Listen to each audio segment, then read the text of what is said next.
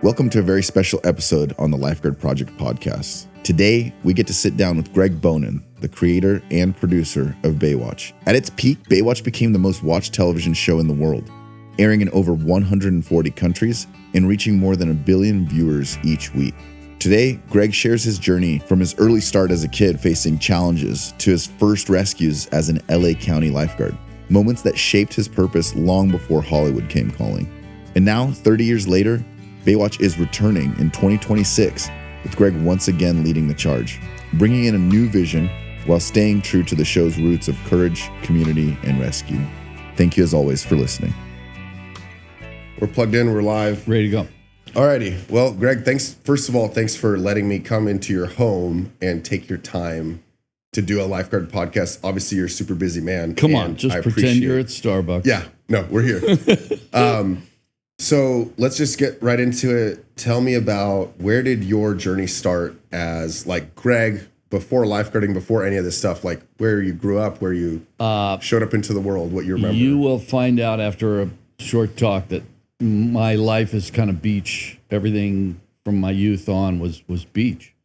I was an unhealthy little kid, and my dad was a doctor, and he understood that I was allergic to a lot of things. So we used to go to the Malibu Pier, get on this little boat that would motor out to the barge and fish all day. And I could be in the middle of a huge asthma attack, and we would get out there. And what my dad knew was that the salt air would weight down all the pollens in the air.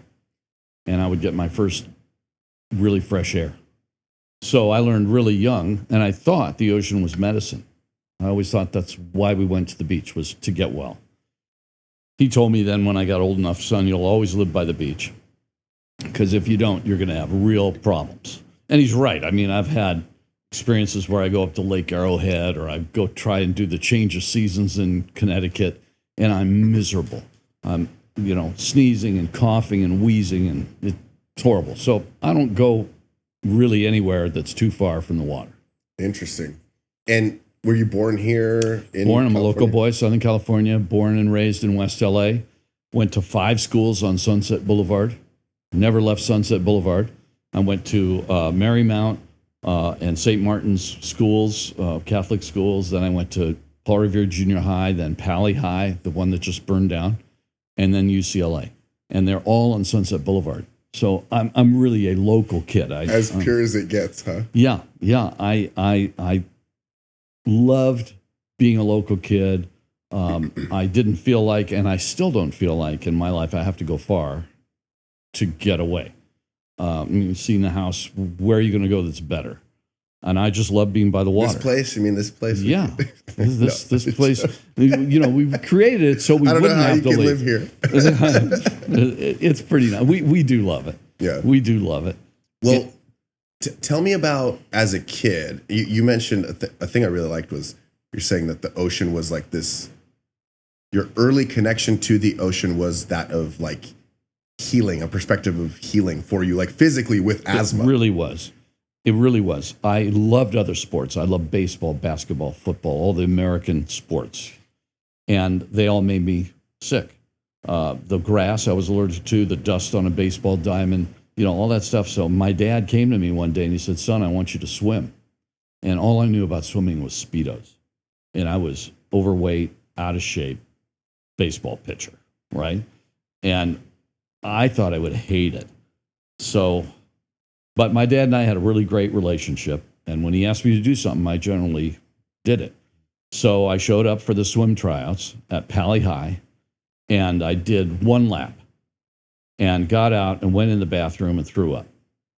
And I'd never been so sick from exhaustion in my life. That was the first time I'd really gotten like 100% and lost it.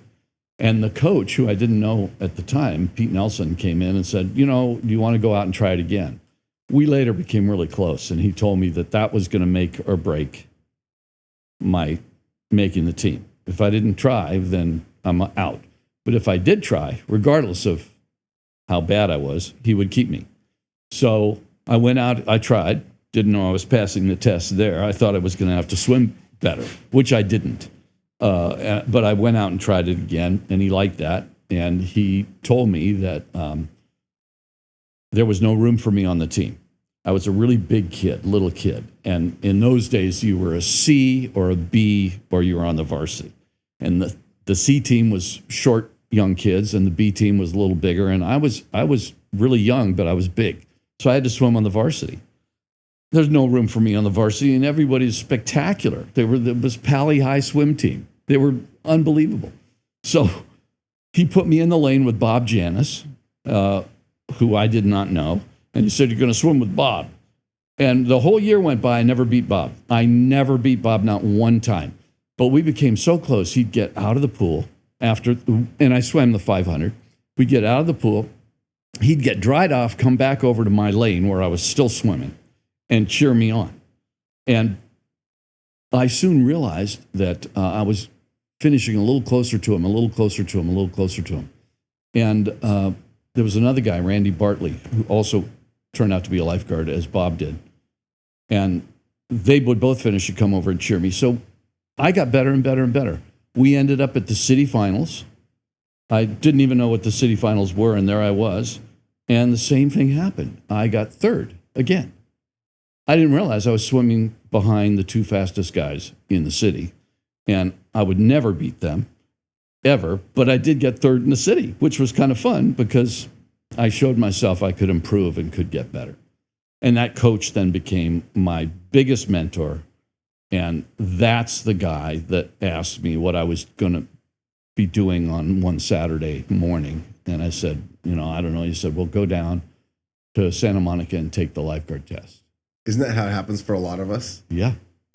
I swear, everyone I talked to that stayed a lifeguard for a majority of their time, there was this one-off, what do you think about this? What do you think about that? And it kind of came as a side swipe, and then they end up... Reshapes your life. It really does. Reshapes your life.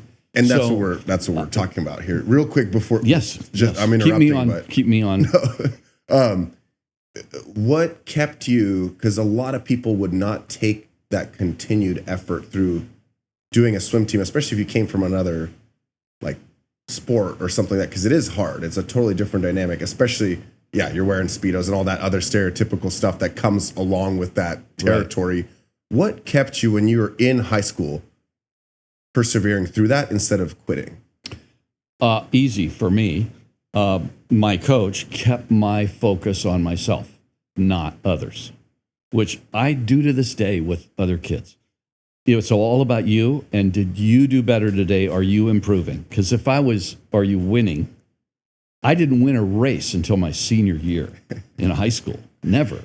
So if I had been focused on winning or being good, then I wouldn't have done anything. And I think that's true to life. That got me used to hearing the answer no, which when I got older and I was applying for jobs or trying to sell a documentary or pitch Baywatch, and I kept hearing no, well, then I just said, okay, you're wrong. I'm right. Take a deep breath and try again. And that's what it was. I think that's what I learned out of swimming. No, you're not going to beat this guy, but you might be worth staying with because you're going to get better and better. And I really never did end up beating anybody. I was never the best athlete in the drawer. There were just, I can't remember a time when I was really the best athlete on the beach or anything like that. I just loved being one of them. I loved being there with everybody else. And I was a really good all-around athlete. I ran well. I swam well. I was in an Olympic event called the pentathlon where you were really bad at these 5 sports. But if you put them together and you run, you swim, you shoot, you ride, you fence, who else is going to try all that crap? But I love being a part of the team, and I love being, and that when I ended up becoming a lifeguard and I went to rookie school, I found my tribe. That was the group of guys that I looked around and I said, yeah, I want to be one of these guys. And of course, the keynote was my instructor, Hal Dunnigan, who was the first mentor of mine that I really chose. My mom was a great mentor of mine. My dad was a huge mentor. Pete Nelson, my high school swim coach, was a mentor. But then I got in rookie school, and he was not our friend, right? He was our instructor, and he was really something special. We all revered him, but he was a Navy SEAL. He was a warrior. There's no question this guy was a warrior. And he would leave and always be, quote, on vacation, right? If you called his wife to see where Hal was, he was on vacation, but it was always during the Gulf War or some huge, something going on in the world, and that's where Hal was. And he'd come back when the war was over and say, how was your vacation? And really good. So I really admired him, and he told me early on, after I graduated from rookie school, he came up to me and he said, I see something in you that you don't see in yourself. So I want you at my house Thursday night at 7:30. And I walked in the room, and it was Bob Chambers, Rudy Geidel, Hal Dunnigan, and they were the leaders of our union. And they sat me down and they said, we need a young kid, and you're going to be him. So just sit down, shut up, and listen. So I did that for a couple of years. And I ended up being our union rep and the president of our first union, and had to fight it out with administration, all with stuff I'd learned from those guys, who then aged out. But they were smart enough to say, now you find your replacement. So that stuff I learned from lifeguarding, and that works in business, that worked in my film career, that worked in documentaries. When I ran a company, I found a guy younger than me who's going to take over, or you can't go do what you want to do. So I started that, and that all came to me via this one man who is still in my life today. He just turned 95 last week, and he lifeguarded until he was 76, I think. Wow. And he had worked for 58 years, I think. Well, and so you're touching on a lot of things, but I always like to go like 30,000 foot view, talking about, even for someone, let's say they're listening to this and they're not a lifeguard, they're just coming on. As a high school swimmer, as a lifeguard, and you just alluded to it, and we'll get into the details of it later, but people don't see when they look and just think that we're just standing in the tower, best job in the world. It is. But what you just alluded to, right? The skill set, the mentality, the character traits that it develops within you are these invaluable things that come from the job or from team sports or all that stuff, which then builds your foundation as a young person to, and we're going to talk about that with JGs and all that stuff, but to really go into, as you mature and do other things in life, those qualities and traits are applicable to a lot of avenues. And this is why I'm always so passionate about lifeguarding being what it is, but people sometimes don't give it the credit it deserves with that. And you just alluded to exactly that example. You hit the nail on the head, I believe. I've been a lifeguard my whole adult life, so I don't know any other way. But well, you do. You've had a lot of other outside of lifeguard experiences that you just. I have, but right? they've always.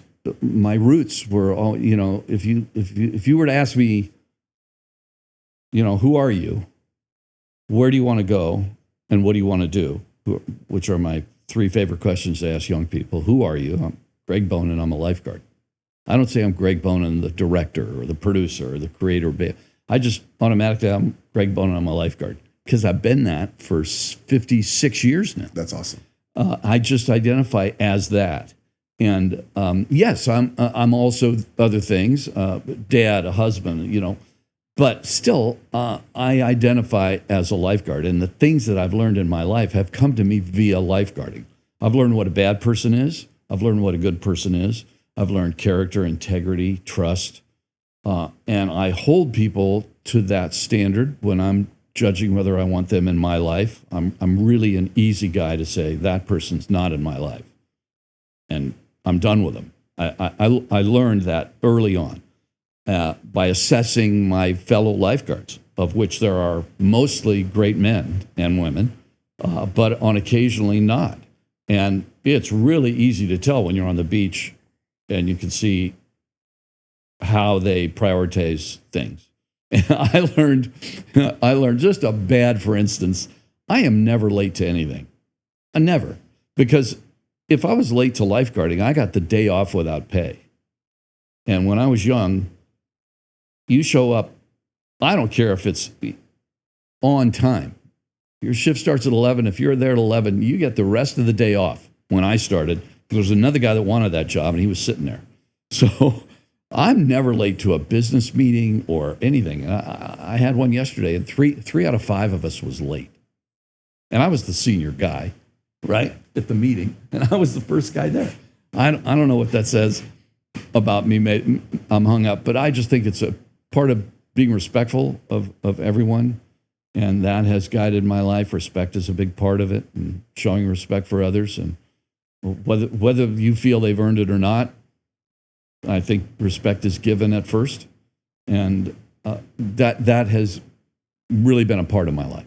Yeah, and there's no such thing as getting more humble if you try to not give respect in the ocean environment. You will get humbled immediately. Right. And to give one step further on your example of not being late at a lifeguard tower, could be the difference of someone else's life or death. If you missed that rescue that happened at 11:01 and you came at 11:02, yeah. You know what I'm saying? Yeah. So there are actual objective consequences that our job.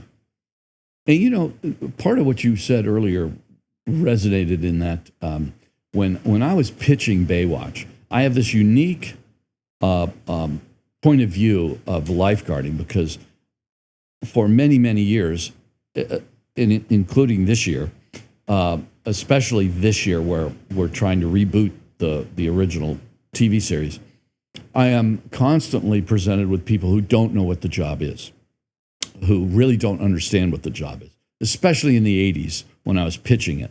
And they thought it was a guy, usually a guy in the 80s, right?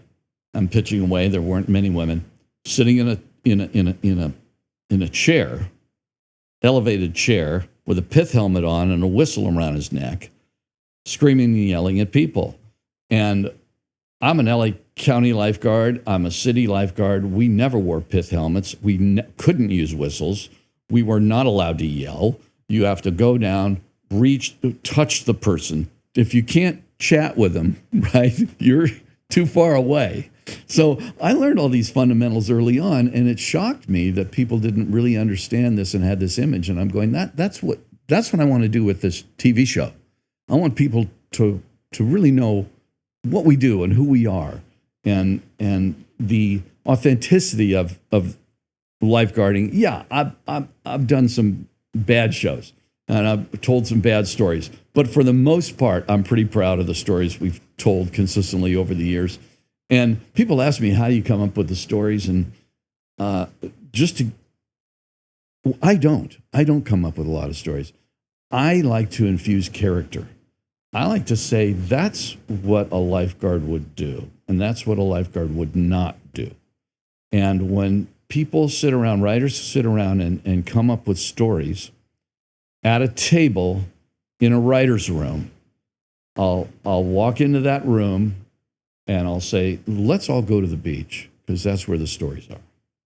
We'll drive down to the beach and I'll sit in headquarters, and there's not a writer that can sit in a headquarters for 5 hours and not come up with 3 or 4 stories and just see it happening right in front of them. So I always encourage the guys to do that. Get them out of the office. I can tell stories till the sky is blue, but that's not what sells a show. Everybody's got stories to tell, but unless you can infuse it with character, and people lock on to Mitch Buchanan, the role David Hasselhoff played, and identify with this struggling father, single father with a young boy growing up, trying to raise him on his own, and then going to work and trying to handle all these different people and raging hormones and trying to turn them into responsible lifeguards. If you can't identify with that character, your show's going to be a failure. And when I met David for my first time, I knew this guy can convey real character of a lifeguard. I just saw it in him. And I saw something in him he didn't see, because he didn't think he could do it. He said, I'm the night rider. I don't think I could play this role. And I said, why? And he said, well, I'm not an athlete. I'm an actor. I never played basketball. He was 6'6", right? I never played basketball. And I did think that was a little awkward that, he didn't play volleyball, basketball, something.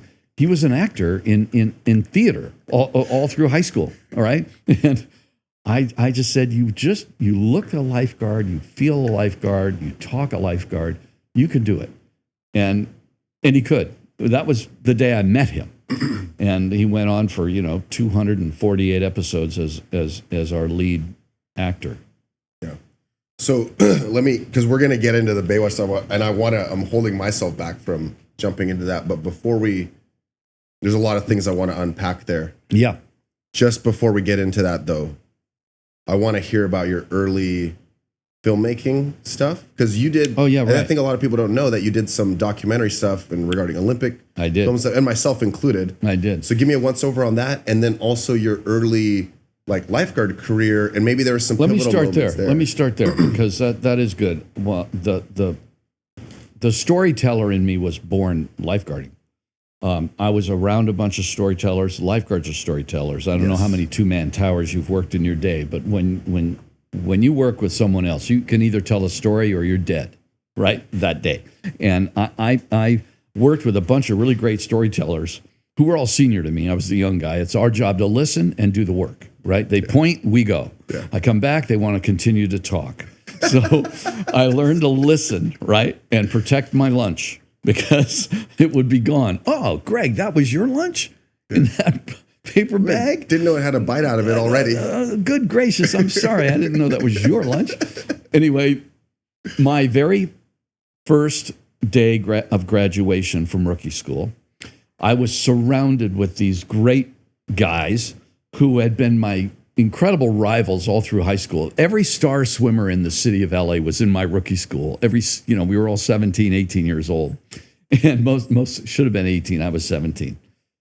And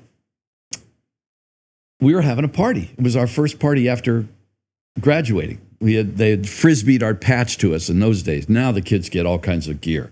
We got one round patch frisbeed to us across the room by Hal Dunnigan, and you want to go out and buy your own red trunks and sew that on by tomorrow morning at 8. So anyway, we were all sewing around the fire that night, drinking beer, and it was 11 o'clock at night, and this lifeguard truck rolls up. We were at the only place in LA City where you can have a fire, which is Del Rey Fire Pits. We knew that much. Do not be building a fire your first night as a lifeguard on a regular beach. You will just get fired. Mm-hmm. So we were where we should be having a fire, and the lifeguard truck drives by and said, we have an incident in Bologna Creek. I want you guys to jog down behind me. And Bologna Creek was like a mile away. And this was grad night, and we're all drinking, and we're going, this is bullshit. He's teasing us. And he drives away, and we didn't follow. And we saw his brake lights go on. And he put the truck, in the sand in reverse, which isn't easy. And he's backing up, backing up. And he sticks his head out of the window and he says, follow me or you're not lifeguarding tomorrow. So we all got up and we lined up in his tire tracks. Another thing we learned, don't run run behind the tire tracks if you can. Yeah. So there were about, I would say 14 of us, 7 in each track. And we followed him the mile of soft sand running to Bologna Creek. And when we got there was a fire truck up on the top of the bridge, and there were shining lights down, and there were 2 women and a man on the top of the bridge, and the firefighter said, there is a guy that jumped off and he hasn't come up. And I'm surrounded by my buddies. We had just learned a line search, just learned it, 2 weekends before. So Steve Grainer says line search. Toomer Dolman, these are all really good friends of mine in rookie school. Toomer Dolman gets on one side, I get on the other. Grainer's in the middle. He says, we're going to dive down, go 10 feet forward, come up, back up 5 feet, go down, dive 10 feet. And we did that. And for some stupid reason, I don't know why, Steve Grainer gets out of the water to take a pee. Now, it was cold, but he was drunk, and he got out of the water to take a pee. And he's pissing into Bologna Creek. And I'm watching it, and the bubbles are going that way. The current's going the other way. And I'm going, Steve, we'd been looking in the wrong direction. So we backed up 10 feet. We'd already gone like 50 feet, found nothing. We went back to where the light was shining down. And instead of going the way the current was going, we went the other way. First dive, there was the guy, and he was, for the lack of a better word, shish kebabbed on a piece of rebar, like a paper put on your desk, and it went right through his chest. And the backstory is that day they had demoed a building, and the guys were taking the concrete and rebar to the dump, and they wanted to save some money, so they dumped it off the bridge and into Bologna Creek, not knowing how shallow it was. And this guy had jumped off the bridge, landed right on the rebar. So there I am, my first night, with all my rookie school buddies pulling this guy off the rebar. We all realized that it was days before we could get the sound of that out of our brain. The sound of the rebar coming through his body as we lifted it off. What was the sound? It was like crunching. Just all the tissue and the likely ribs and stuff. To this day, I can hear it. But that was, that was my welcome to lifeguarding. Then we all got out of we all got out of the water. You can tell I'm still telling this story. That's 56 years ago. It was for sure. 1970. Well, yeah. That's not what I got out of the water, and I was wearing white water polo Speedos. I had them on under my clothes because I didn't plan on taking my clothes off that night. But we all wore Speedos in those days under whatever we're wearing. They were white. And I think that's why the one girl walked up to me, because I was wearing white Speedos. It's the only thing I could figure out why she chose me. And she chose me, and she walked up and she said, that was my boyfriend. Is he going to be okay? And I realized that she's in shock. He'd been down an hour. He's not okay. But I didn't know what to say. I was totally dumbfounded, and I certainly wasn't going to tell her that he was dead. So I saw one of the fire lieutenants there in uniform, and I said, "Sir, could you answer this question?" And I just stepped back and listened to him handle it beautifully. And those are the story. I said, by the time I told that story to my parents that night and a few friends the next day, I'm realizing, hey, these are great stories, because I then got together with all the guys on that rescue that night. It wasn't even a rescue. You can't call that a rescue. It's a body recovery, right? Yeah. And it impacted us all for a long time. Naturally. And we all took it differently. Some guys forget about it. Some guys live with it. And, my life was then punctuated by those moments, all lifeguarding, by those unforgettable moments where you participate in something heroic or not. And that's what I think that's what I love the most about lifeguarding. There's not another job that I can think of outside of public service. Firefighters have it, cops have it, doctors have it, where you can be driving on your way to work and say, today might be the day I save somebody's life. That's a pretty great opportunity. And my dad once told me that, it's not, heroes aren't born. They're regular guys that are given an opportunity to do something great, and they do it. So I like that. Yeah. There was something about like a Medal of Valor rescue that you did early on. Are there any other standout stories that you think were pivotal, or is there one? Because I don't know. The other question I have for you is like how you got the idea for Baywatch. So maybe, you're already alluding to some of the stuff, but like maybe another story or something that triggered that, any other ones that stand out in Greg Bonann as a lifeguard. I think the things that I learned early on, and then I'll get to the Medal of Valor rescue. Things that I learned early on was that you write what you know. And I was a documentary filmmaker, and I made mostly documentaries on the Olympic Games. Or let me put it this way. I only made 5 Olympic Games documentaries. Those are the ones that got me the most recognition. I made many, hundreds of other ones, but they were not near as dramatic and impressive and,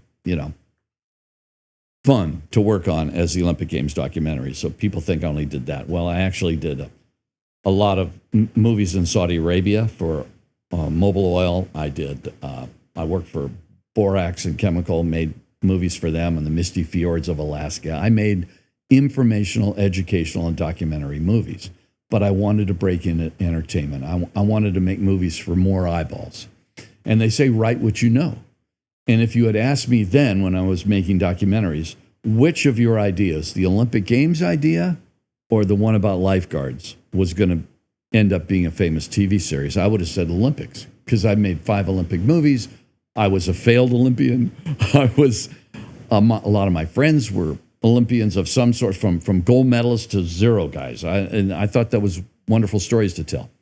At the same time, the Olympics were over quick for me. By 1972, I was out of it. And lifeguarding was there every single weekend for me, all summer, every summer, and every single weekend, because I worked a lot. I needed to put myself through school. So I met characters. I saw stories. I'd get to work on Saturday, and Ralph Lee would say, "Oh shit, Bone, you should have been here yesterday. We had a plane crash, and I actually got there in time to save the guy." And he'd tell me the whole story, and I'd spend the day, in the tower trying to figure out, how do I make that dramatic? How do I stretch that quick plane crash? Because you and I know how quick that shit happens. I want that to be a long, extended story, and that's how I got into it. And finally, and I rescued. So again, you'll see how my TV life and my lifeguard life overlap. In 1978, I made a bullshit riptide knee-deep rescue of 2 little kids. You've made these rescues hundreds of times. We don't even count them, right? Right. You just pull them out. But it was Father's Day. In 1978, of course, it was a Sunday. And one of the few Father's Days I ever worked, I had to get special permission from my dad to not be with him. And he knew how I was going to get married soon, and I was trying to save up money. And he said, "Yeah, absolutely, work the beach." So I made this rescue. And the father was the one that was panicked, not either kid. The father saw me down there pulling his 2 kids out of a knee-deep rescue, and he thought, oh, shit. Soon turned out, you could put 2 and 2 together. There's no mom there. It's Father's Day. You got the kids for the weekend, and they're spending Father's Day with Dad, and here he almost lost him. He was panicked, right? So I spent a few minutes with him. I really made him feel good. I said, "Listen, this is what I do." We were working right in front of Will Rogers' headquarters. I said, "My bosses are up there. They were in a rip.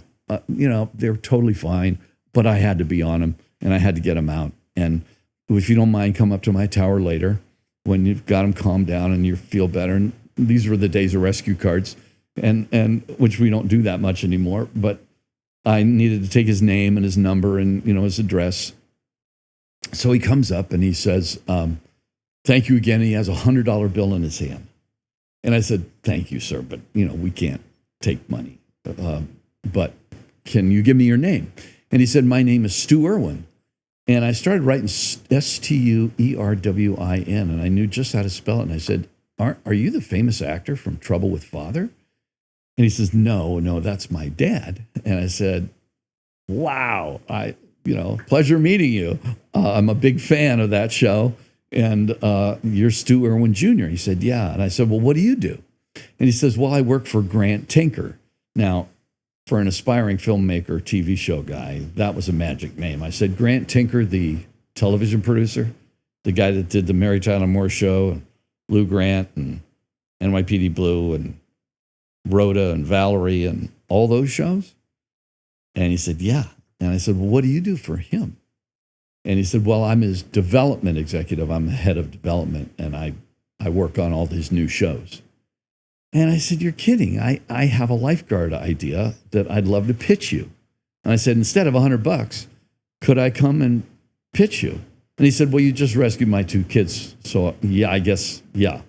Tomorrow at 10 o'clock, be in my office." So I went in and pitched Stu Irwin. And I wasn't 30 seconds into the pitch. And he said, Stop. What network is this for? ABC, NBC, CBS? What time slot is it? 8 o'clock, 9 o'clock, 10 o'clock? Is it an ensemble show, or is it a star vehicle? What's the budget? He said, you got to have these answers, and they got to come out in the first 30 seconds, or you're out of the room. And I'm madly taking notes, and I'm realizing how much I don't know. And he said, go home, work it out, come back next week and pitch this right. So there I was again, and that went on for 10 years. He became my mentor on pitching that show. He could never see his way to do it for many of those years, but he would say, Greg, you're going to go pitch to ABC tomorrow and go pitch to NBC next week. And here's a new guy at CBS I want you to talk to. And if it was a movie guy, I would pitch a movie. If it was a series guy, I would pitch Baywatch, the TV series.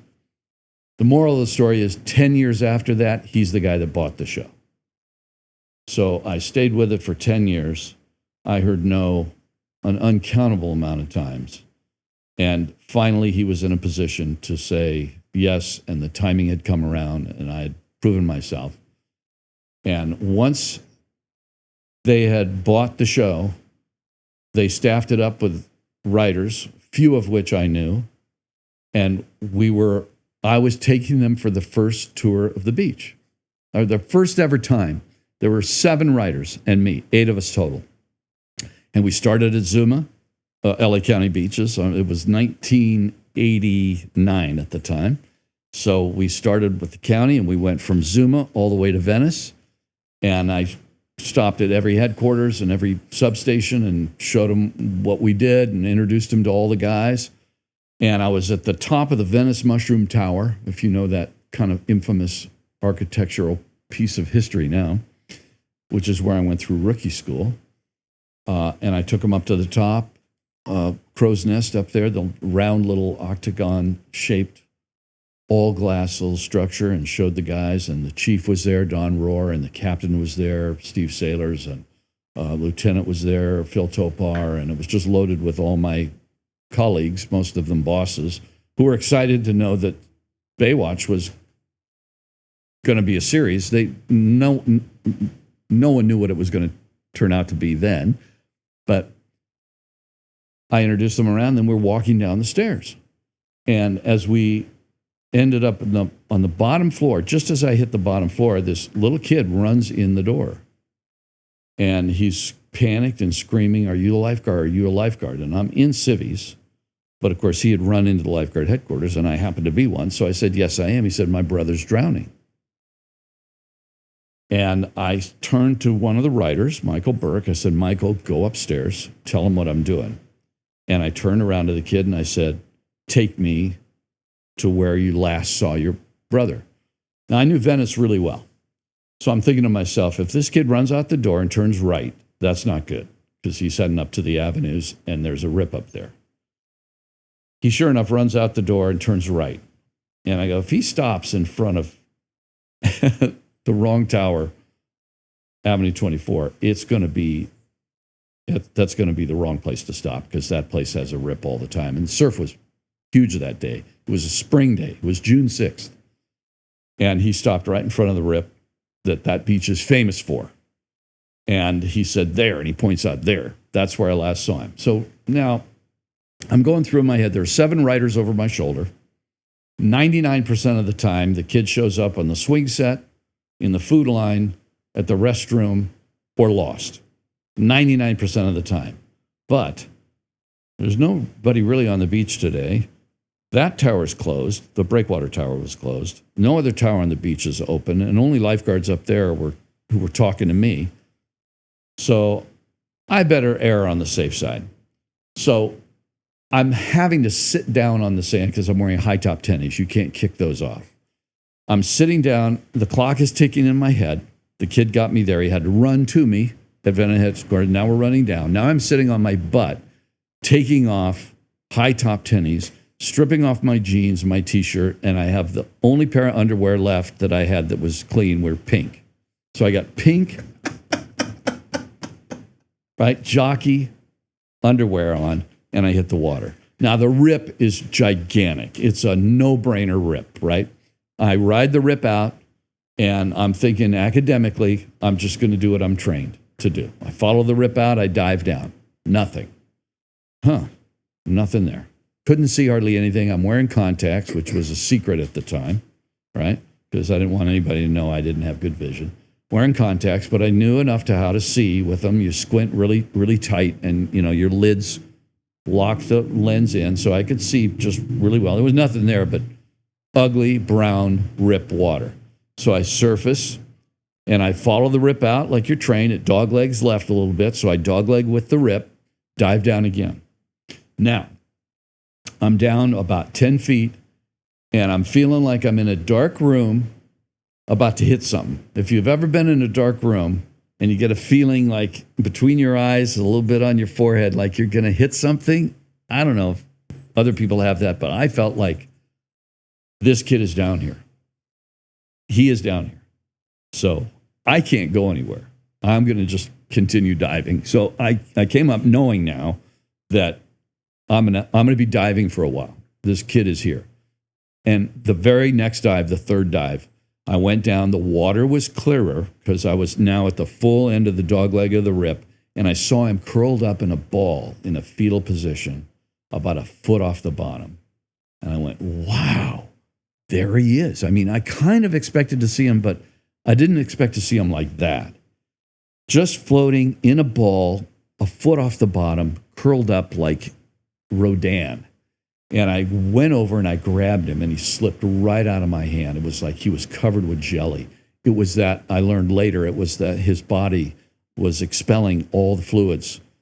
And so I went back and grabbed him really hard and surfaced and had him. It was bitching, got the kid to the surface, rolled him over onto his back so he was facing up, and he wasn't breathing. And I'm way out to sea by now. And I'm looking into the riders, and I'm waving. No backup, no lifeguards, no truck, no nothing. I'm all alone. And I'm yelling, help, right? And the riders are madly writing, help. Riders are doing what they do. Now, I had sent Michael Burke for help. Nothing there. Michael's back on the beach. So I'm going, I'm never going to get this kid in time, so I'm going to do mouth-to-mouth while I'm out here. So I grab him. No can, right? Remember, I'm off duty. No rescue can. So I'm egg beater kicking, sculling with my right hand, trying to hold him up, and he was slipping out. So I just figure I'm going to break his nose and hold him up by his nose. So that's exactly what happened. I grabbed his nose. I heard it break, but he was not going anywhere, right? I was holding him, his head up. His body was sunk, and I'm holding his head up by his nose. And so you could keep yourself up, and exactly. I'm imagining. And I finally lean over, and I finally get a seal. It was kind of awkward, but I finally got a seal. My mouth slipped off a bunch of times, but I finally got a seal and got a breath in, and he surfaced. His chest surfaced. I went, oh, that's old, cool. Roughly, like how big? He was 12, okay, but a big kid. Yeah, he's a big kid at 12. Alan Jenkins. And his chest comes up, and I go, oh, this is great. Crazy. You saw that after the breath, the chest, because it was now inflated with air. And it came to his chest broke the surface. Detail from his chest broke the surface, and I went, oh, wow, he's inflated. Yeah. I felt it go in, but I had never seen evidence like that before. Yeah, I love that detail. It was kind of cool. And by that time, as you might figure, well, it's a big day, a lot going on, a lot of surf. I felt myself getting pulled. And I turned around. I hadn't looked up at all. I turned around, and I was in a huge wave. And it just took me and Alan, and I got my arms around him and locked my fingers, and we went over the falls together. And I did not lose him, but we were down doing the full tumble dry. And by the time I found the whitewater surface again, he was not breathing. So I had to do the whole thing again. The pinch nose, and I'm swimming him in, and we had washed in, we're close enough, but I did what we all do. I went for the bottom, and it wasn't there. You know that feeling when you're exhausted and the bottom's not there, and I'm going, oh, shit. Gotta keep floating. I got to keep going towards shore. And my feet finally found the bottom, and I, for the first time, could kind of handle him. And then Jeff White came out and met me. He was on duty, but by the Santa Monica Pier. And he had gotten the call from headquarters, and he had responded. But it took him that long. And so I got out in the call car, or we call our backup guys, the paramedics were there in the call car. So I got him to the water's edge with Jeff, and we just turned him over to the paramedics, and they worked him up, and it was a happy ending. I went to the hospital that night and just to check on him. I met his doctor, who said his blood gas level was around on the edge, or he'd had brain damage. So I felt really good about that.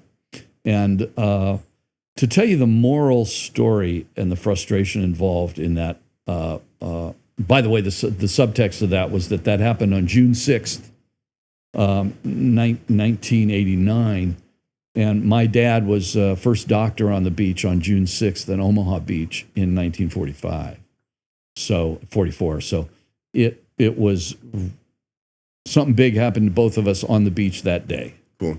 And so that was a fun side note. But the fact that story in particular, that rescue, which is so sensational to me, and delivered to the writers all that I had been trained to do in rookie school.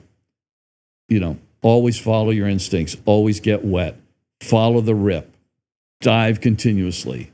If you can't swim them in, do it in the water. You know, all that stuff. I was just doing what I was trained. Would be a wonderful story to tell. And NBC would never let us tell that story. They didn't think it was believable. They wanted Baywatch in its first year at NBC. We couldn't tell those stories. They wanted to have other bullshit stories. That was so frustrating to me as the creator and producer of the show that I couldn't tell the stories I wanted to tell. It was then Baywatch got canceled on NBC after 1 year. It was then in first run syndication, the remodeling of the business model of that show, that we could finally tell that. And we my partners and I decided that would be the first episode of the series when we could tell the stories we wanted to tell. So we told that story, changed the character. It became a female lifeguard, but the same whole story. And that kind of set the tone that from a very early time for me in TV, you had to fight for the stories you wanted to tell. And it's never going to come easy. And people don't understand things. We were really proud of that episode. When we had finished with that episode, it told a lot about the character of the lifeguard that made that rescue. I love that you had a rescue brought you to the connection to get the initial idea, some momentum. Also a mentor then for the next 10 years, right, from that early rescue. And then here you are bringing these guys back. So then, like, the way I'm looking at it is a rescue brought you to getting Baywatch started, and then getting Baywatch started brought you back to a rescue. Like, they both kind of like they toss one across the other side.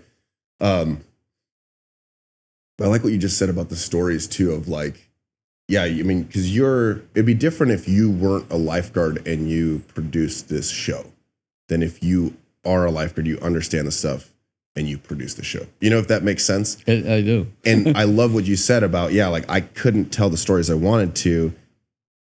I see part of whatever I'm doing with the Lifeguard Project as part of that, where what you said really struck a chord of, you have to fight for the thing you want to tell people because they don't understand. Right. They really don't. They don't get it at all, let alone, I mean, any story, right? If you have it, it's in your brain, you got to transfer to someone a thought that's, without getting too philosophical, right? Like transferring ideas and all that stuff. But let alone the subject of lifeguarding.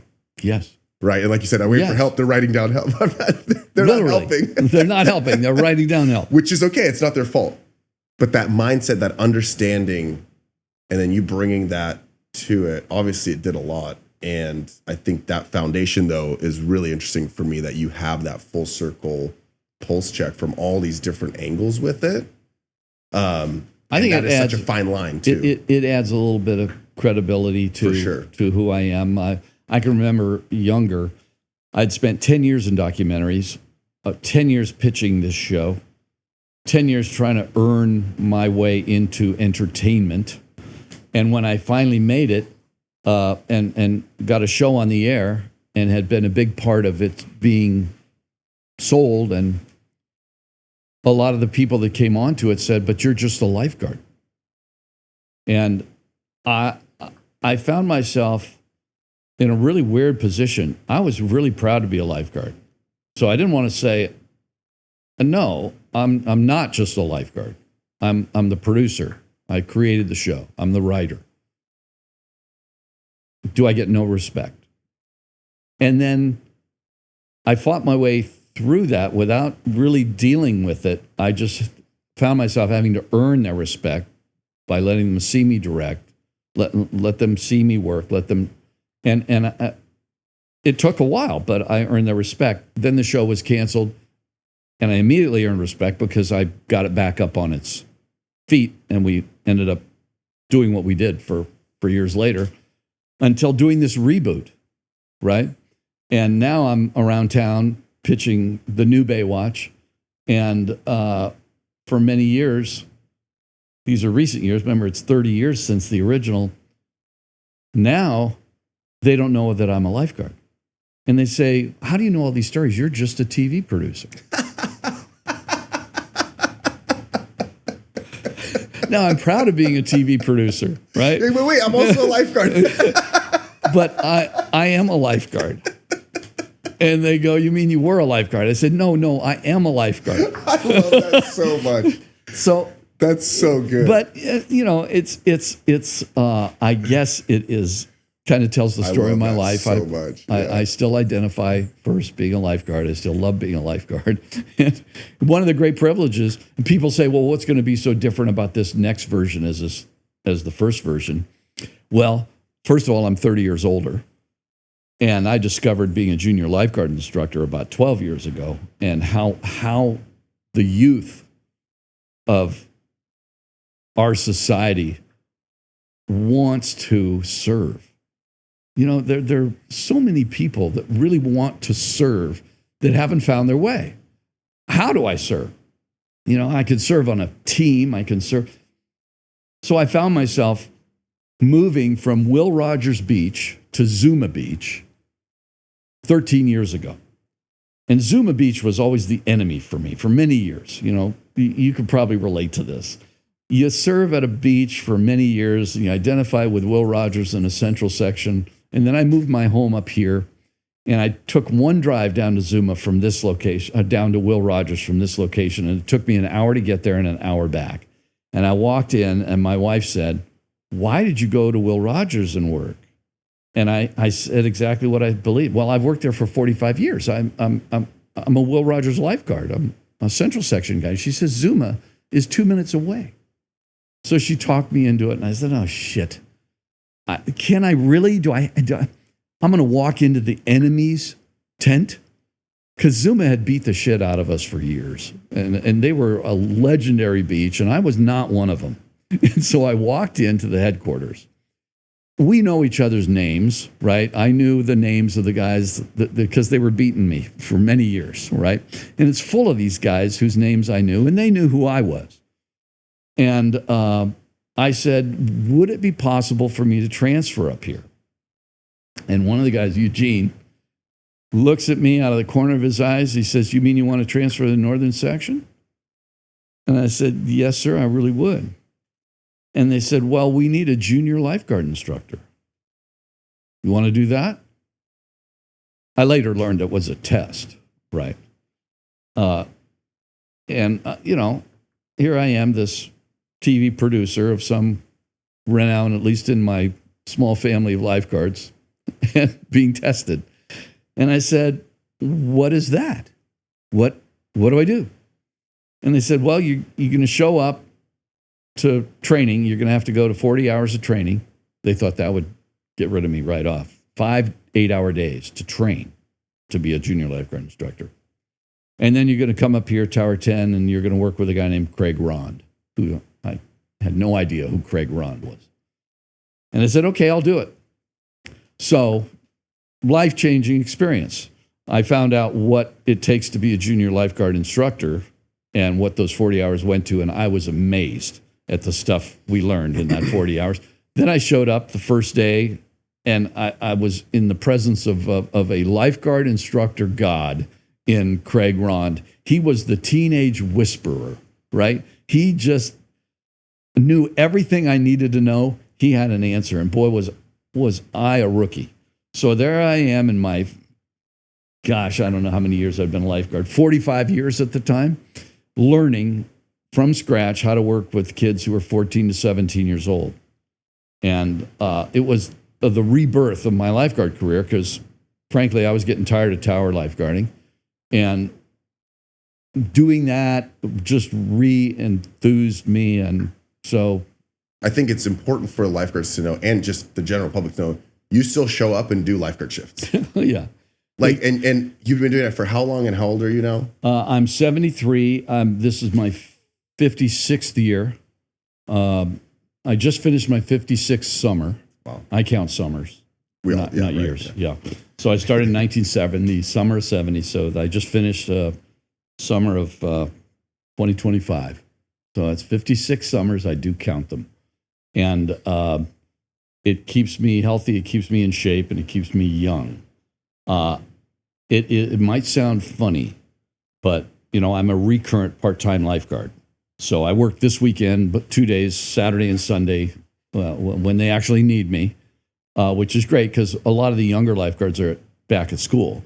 Yeah. And I work in the summers as a junior lifeguard instructor, and then I don't do a lot of tower work because a lot of the younger kids need the hours, right? I don't need the hours. So, and I'm exhausted after, that JG program is exhausting because you're chasing kids around all day.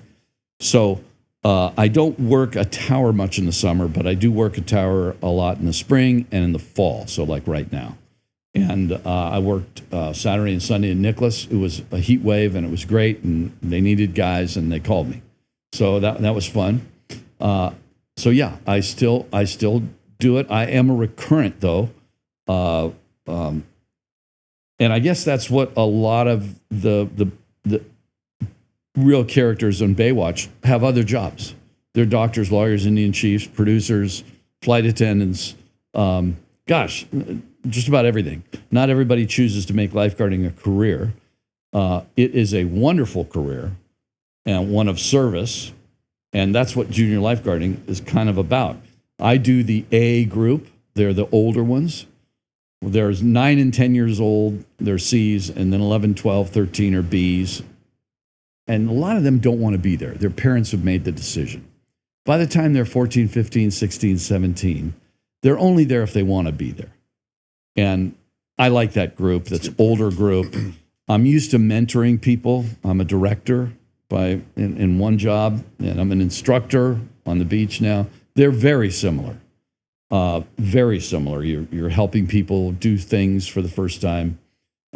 You're trying to give them motivation, which I do in television, and you try and supply that motivation to the young kids. The point being, they want to serve, and lifeguarding is a wonderful way to serve. And they look at us. Craig and I are partners. I've done junior guards with Craig Ron for 12 years, and he's just a magnificent partner. We are like an incredible team together, and I think the kids enjoy our banter back and forth. But ultimately, at the end of the day, they look at us, and Craig and I know this. They want to be us. They want to serve others. They want to save lives. They want to have friendships like Craig and I have. And we represent kind of a goal. So that puts a bit of responsibility on us because we don't want to let them down with the image. And yet they don't know how to get there. And that's what I learned early on when I became a junior guard instructor. All these kids want to be lifeguards, but the program ends and they're back to school and they don't know how to achieve that. So we created this little thing called the Road to Red, and our junior guards wear blue. I know a lot of other services wear red, and that's great, but our junior guards wear blue because they don't want them to be confused on the beach with real lifeguards. So they all wear blue, and they all dream of wearing red. So I just stole it and said, we're going to call this the Road to Red. And how are you going to get from blue to red? And we ask them really important questions, right? Who are you? Where do you want to go? And how are you going to get there? And we are there to help them. If they can't answer any of those questions, we're going to help you answer those questions. But there's one fundamental thing. Lifeguarding is too hard of a job to get. There's too much red tape, There's too much failure if you don't really want to do it. So we're not going to chase you. You got to track me down. You got to find me. I'm a busy guy. You got to text me. You got to email. You got to show up when you say you're going to show up, because I'm not going to chase you. But if you want to do it and you show up and you do these fundamental things, you will be wearing red. And just like your swim coach told you, right? Let me see. You want to try one more time? Exactly. It's a test. If you don't, and you can't do that job if you don't truly like doing it. Yeah, it's amazing. You picked that out. I've never realized. I probably learned that from him. Didn't even know it. But you look for that in young kids now. And there's so much temptation. And, some temptation being other shit to do. And we draw it to their attention. When we're there at 8 o'clock in the morning on a summer day, I say, where are your friends right now? They're asleep in bed. You were up at 7, so you could be here at 8. We got a no cell phone rule. I don't want to see them. They're there in their one-piece blue or their board shorts blue, all sitting in a row, being a part of a team. It's fantastic. I said, this is your road. You're on the road. And tell me, where else right now in 2025 can you find kids that age putting their phone aside for that amount of time? I know. And gaining the skills of structure, showing up on time, a little bit of a regiment. Yes, it's profound, especially in a well-off community like in this area too. It is. They usually have other stuff they could be doing. I'll tell you, it is an epiphany to me. I've learned I get more out of it than they do, number one, and I've learned more than they will. That's one thing that I really learned. I do benefit a lot because I love seeing these kids, and you are forced. I am forced every time I have a specific kid, and I'm thinking of 10 of them right now, who when they're 14 or 15 years old, you go, these guys are not going to achieve. They're never going to be what they could be. And somewhere or another, a light goes on. And they turn into that kid that I never thought they could be. So I rule no one out anymore. I don't care about gender, size, race. I've been surprised so many times by the kids that actually the light goes on and they make it. They become a lifeguard. And I'm kind of famous, I fight my way through county rules. I'm used to fighting my way through a lot of things. But one rule came out this year that you can't give your cell phone number out to your kids. They don't want that nexus, that bit of connection. Sure. You learn that in our training week. I didn't have the heart to tell them that every single kid of mine has my cell phone. And they text me. They know it better be important, and I don't want to be on their chat. But the night before the lifeguard tryouts, I had 14 kids in it. I had 7 kids ready to bail out. They texted me, I don't feel good, or gee, I'm sick, or my dog ate my homework. And I'm on just show up. Your job is to show up. If you show up tomorrow and you're too sick, I'll let you know. So they show up and they end up doing it and they end up passing the test. But they need that. They need that because they'll find every way to say, half of them. I had 14 kids, 7 of them texted me they weren't coming. By the next day, they were all there. But the lesson is that these kids need some discipline. They need some encouragement. They need for somebody to see in them what they don't see in themselves, which I was the beneficiary of with my coach. So you got to have that person in your life. I like being it for some of these kids. And what a great environment that lifeguarding naturally presents to this age group or to these character traits to this youth to be able to facilitate that, right? And this is why I'm biased, but this is why I'm doing this project, is because these are the nuanced pieces, and we've kind of been going around that stuff, people that understand storytelling, Baywatch, all that stuff. But the nuance, the root of it, and I'll follow it up with a question for you of exactly what you described, that having these kids with some guidance, some teaching, things that all of us have had in our career to get to the point that we're at. That's where the value is, but people don't see it. They don't, just like you said, that they don't understand the stories. I can't tell them what the important story is. I feel like I can't tell people why junior lifeguarding or lifeguarding in general is so important to just being a good human. It is. But you have to facilitate that in some way. And so my question to you before we get into all like the Baywatch specific stuff is, why are you still retaining that coming back to work? Because you could probably be chill. I mean, I don't want to assume, but like you're not starving, right? Like you've made some success by whatever definition of the term in your life that you probably don't have to be picking up shifts at the beach anymore. Weird assumption for me. But why do you keep going back and doing it then? Why do you keep doing the shifts and doing the junior guard stuff and keep retaining your lifeguard stuff? Because you got to do the tryout every year. You got to requal. That's not an uncommon question. And the people that know me best don't ask it. The people that I'm just getting do.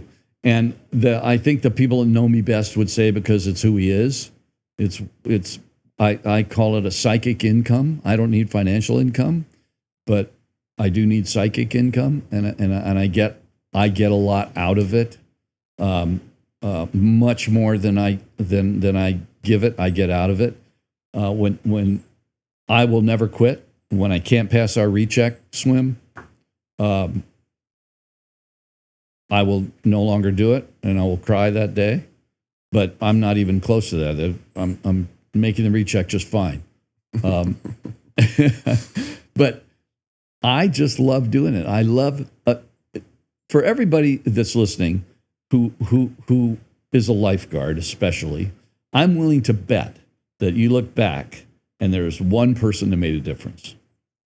Saw something in you, encouraged you, told you to go take the test, went and took it with you. There's someone there, if it's not a parent, and many times it's not the parent. There is a saying that Hal Dunnigan taught me, my rookie school instructor, lifeguard. He said, it is rarely the parent that makes that transition for a child from adolescence to adulthood. Rarely a parent. It's usually someone that sees something in that kid that they didn't see in themselves. And that's a coach or a rookie school instructor. I was lucky enough to have both, a swim coach and a rookie school instructor who saw something in me. And that's the person I like to be for some of these kids. And I know I have been, and it's an honor, and they may not know it, and I don't care. But when they look back, they might say, yeah, that guy helped me. And I know it, and that's what I got out of it. So to me, that's what's really fun, and that's why I like this particular age group, because they will ask for help. Some will actually ask for help. And I have special training days. I was going to say what the county doesn't like my doing. Until recently, I had Saturday clinics. And you just show up, it's free. If you want to take the lifeguard test and pass the lifeguard test, because there's a lot of red tape. And we'll do mock tests. I'll literally give them the test. Here's the test. You're going to swim run, this distance. I'll mark it out. We'll do it. And there's a long 1,000-meter swim if you're taking the state test or the county test or any other test. We have boot camps right here in this house. It's an interview boot camp. And if I have 15 kids taking the test, they all show up as they should be dressed for the interview. You would be shocked to see how they show up in slappers or a bolo tie or, loafers with no socks. Yeah. It's their first interview in their whole life, exactly. Right? And they're going to interview for a really important job. And so on one side of the room, I'll pick all my best state lifeguard friends and county lifeguard friends. I'll try and get a mix of gender and age. So there's some young women and some older men and vice versa.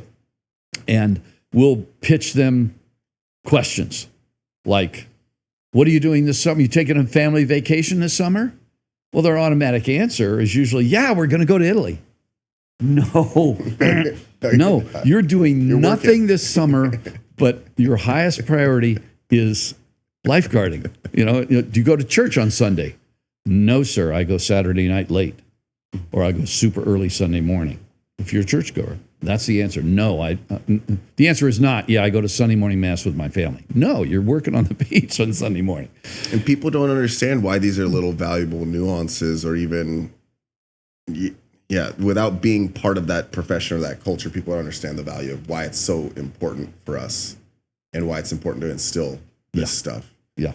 But Yeah, no, I love it because I'm seeing a theme with kind of where we started and where we're going with all that. But speaking of influence and kids and lifeguarding, I think we handled that part pretty well. And I think it's so cool that we get to sit down and all the lifeguards get to hear from you on your lifeguard stuff, which oftentimes the first question is going to be naturally Baywatch stuff, right? So I love that we killed like an hour just talking about lifeguard. Like I said, we'll have no problems.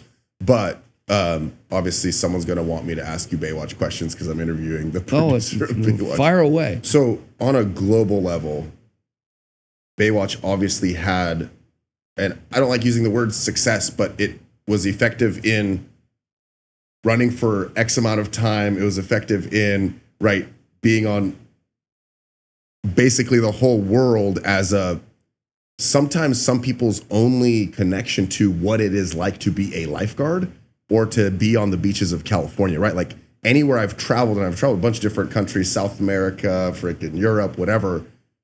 Whenever I tell them I'm a lifeguard, the first word that comes out of their mouth, and I would challenge any lifeguard, probably agree with me, says, oh, just like Baywatch, right? Like those are the first words that comes out of someone's mouth. So as a cultural piece, as a global sensation, whatever words you want to apply to it, I want to hear from you that perspective or what your kind of take is on the influence that it's had, both positive and it does afford stereotypes as well to what we do, which also true for a reason because some guards, more than others. Yep. But talk to me about that. What's your perspective on just as a whole, the influence that it's given to people as a show? It's an evolution, first of all, a really interesting evolution for me, because I never got the feedback in the early years of its popularity. I was always fighting to keep it on the air.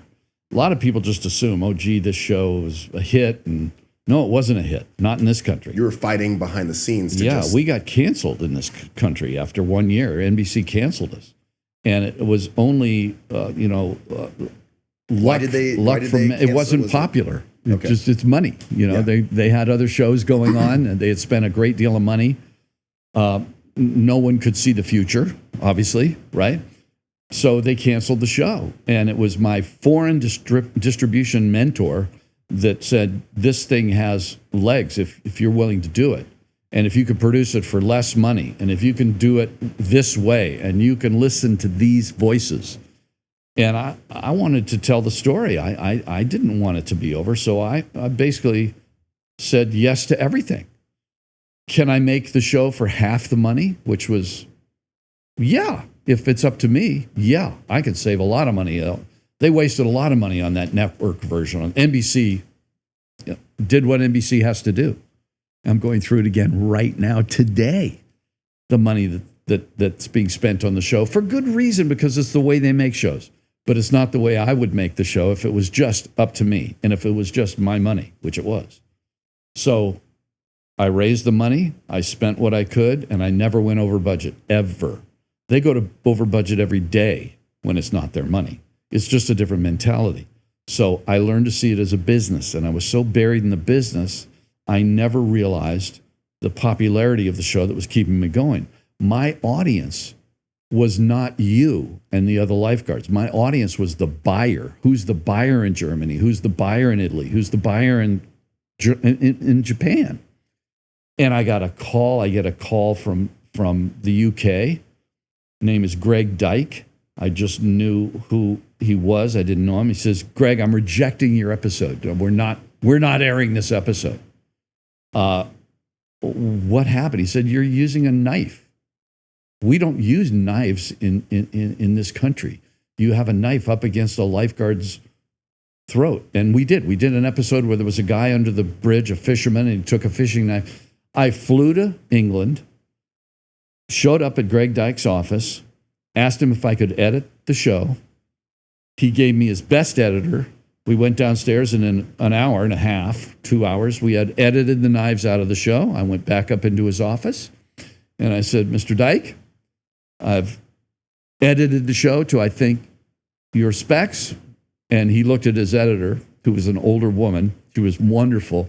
He said, will I like it? She said, yes, sir, you'll like it. He said, okay, I accept it. And by the way, he said before I left, I want you to know you're the first American producer to ever come to this country and step foot in my office. That was a shocker. My international distribution friend, Paul Talbot, whose tiny company called Fremantle, which is now a giant, said I should fly over there and see Greg Dyke. He knew what I didn't. Now, Greg Dyke ended up owning a company that 5 years later bought all of Baywatch. He brought the whole company. Because our relationship went back that far, we were on his radar, and he wanted his company, Pearson, to own the whole show. So we sold to Pearson. They changed the name to Fremantle, and Fremantle is as it is today. Because of a relationship, because I got on a plane and went over there. And what I see, though, and this is selfish, completely biased, and totally my opinion, but what I see is a lifeguard mentality applied to an act, right? Like, lifeguards have to figure stuff out. It definitely is. Like, the guy that's drunk peeing in the thing, and you go, bubbles going that way. Guys, let's rethink this. Yes. Let's approach it in a new way. Yes. That is, like, from the early days to that, like, those are the ways lifeguards get stuff done, because that's what the ocean forces you to do. You can only talk about it for so long. It gives you until you have to fundamentals. create action. You're exactly right. And so that's what I'm hearing there. But that's a rad story. The concept also of lifeguarding, because I continue to do it all these years, at least weekends, holidays, summers, vacations. And as a producer, you go in and you meet with an actor who's unhappy with his $20,000 a week salary. And I've just worked a Sunday for $200. And I'm saving lives, right? I'm saving lives, serving the public, and they're pretending to save lives, acting, and they're unhappy with their $20,000. It's really easy for me to say, you know what? Maybe we're just not meant to work together. Why don't you find another job? We'll find another person. Now, the immediate reaction to that was for them to call their agent and say, I think I just got fired. And the agent would call me and say, you can't fire my client because I'm really good friends with the people at NBC, ABC, CBS, and Paramount, Fox, and they'll never let you do it. I said, we don't have a network. We don't have a studio. We're just doing this, a bunch of guys out of a warehouse. So you're barking up the wrong tree. That system relies on relationships. The agent knows everybody. They may have another client who's a star of a show, and you treat this client right because of that client. I had none of those obligations. My only allegiance was to Baywatch. I didn't care about the network. I didn't care about the studio because we didn't have them. My relationship and my business feelings about the show had to do with Baywatch and who was buying it and who was putting it on the air. And that served me well. Greg Dyke is one example. Japan said you cannot do certain things on this show, or we're not going to put it in our prime time slot. We're not going to value your show if it shows certain things. And I said, make a list of those things. And I then took that into the writing group and I said, guys, do you want to work here for a number of years? I don't want to see any of these things represented on the show. And they said, absolutely, we get it. And the show is just fine without these things. And what we did by listening to Europe, especially Germany, especially UK, and listening to Asia, and removing those objectionable things from the show, be they sex, violence, knives, everyone had their thing. I was, by accident, creating the most family-friendly show in the world, where it could show at any time slot, to any audience.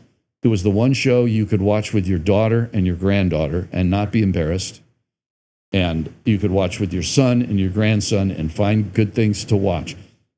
I don't care what you say about the sexuality. I come from the Olympic Games where I shot athletes in super slow motion. And there was nothing more attractive to me than seeing a person with all this talent and all this skill doing what they do at their best ability. And I went from shooting the Olympic Games of 1988, watching Dan Jansen fail and fall in super slow-mo, to shooting a sizzle reel to try and describe to an audience what lifeguards did. And when they're running on the beach, I just said to the guys, hey guys, let's do what we did at the Olympics. Cork it up. 72 frame. Gary, you go 72. Stu, you go 96. Joe, you go 48. And we'll have all these different speeds and we'll enjoy. Well, I had no idea that I was creating what would 20 years later become one of the great creative signatures of television all time. I was just telling a story the best way. And I defy you to look at somebody like one of our female high jumpers. Find me a not thin female high jumper. They're all thin. Find me an unattractive 400-meter woman runner. Find me an unattractive 100-meter dash swimmer. Find me an unattractive lifeguard. They're in the same category. Lifeguards are who they are. Get them wet, put a rescue can in their hand, have them run on the water's edge, splashing up water, shoot in slow motion, and you two will make an impression visually. That I knew. So that's what I put out on camera. And a lot of people don't know it came from your previous work as like that worked here and you applied it to that. Then Baywatch made it this whole almost, I don't even know what to call it, but it's like it's just its own entity, right? The slow motion Baywatch run is like it's a fundamental you learn in filmmaking. Something like the Olympic Games. Let's take Carl Lewis, who I shot in '84.